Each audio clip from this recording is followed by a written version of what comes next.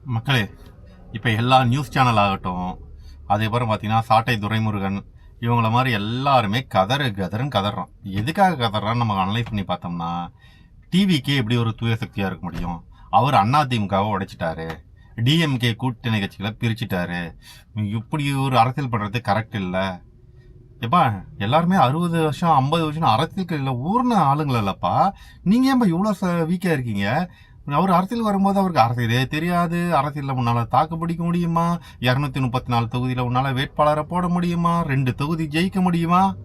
இப்படி வச்சது எல்லாத்தையுமே தூளாகிட்டு இன்னைக்கு அவரை பார்த்து நீங்க நடுங்கிற மாதிரி ஆகிட்டாரியா? ஐயோ, இப்படி கதறவிங்கன்னு தெரியாம போச்சே.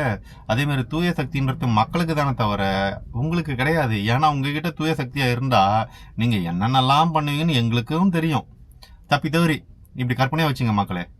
ஒரு 40 தொகுதியில் மட்டும் டிவிகே ஜெயிச்சுட்டு டிஎம்கேவோ ஏடிஎம்கேவோ ஆட்சிக்கு வந்துருந்தாங்கன்னா டிவிகே எம்எல்ஏக்களை விலைக்கு வாங்கியிருப்பாங்களா மாட்டாங்களா?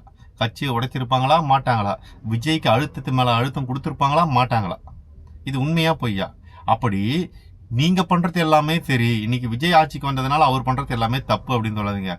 தூய சக்தின்றது மக்களுக்கு மட்டும்தான். அவர் மக்களுக்கு என்னைக்குமே துரோகம் செய்ய மாட்டாருன்ற ஒரு மக்களாகி எங்களுக்கு நம்பி இருக்கு. ஆனா உங்களெல்லாம் இப்படிதான் பண்ணணும். இப்படிலாம் பண்ணாதான் உங்களுக்கு நீங்க என்ன பண்ணீங்க அப்படின்றது புரியும். ஆனா சத்தியம் புரியலாம் போறது கிடையாது. அடுத்த வாட்டி நீங்க அதான் பண்ண போறீங்க. ஆனா உங்க 2 பேரும் இல்லாம ஒழிச்சாதான் தமிழ்நாடும் கொஞ்சம் நல்லா இருக்குன்றது என்னுடைய கருத்து. ஸோ அவர் பண்றது இந்த விஷயத்துல நாங்கள் தப்புன்னே சொல்ல மாட்டோம். அதனால ரொம்ப கதறாம அவர் ஆக்கப்பூர்வமா செய்யற விஷயத்துல எதனா தப்பு இருந்தா சொல்லுங்க. ஆனா ஆக்கப்பூர்வமா அவர் நிறைய பண்றாரு, அதை பத்தி பேசுறதே கிடையாது.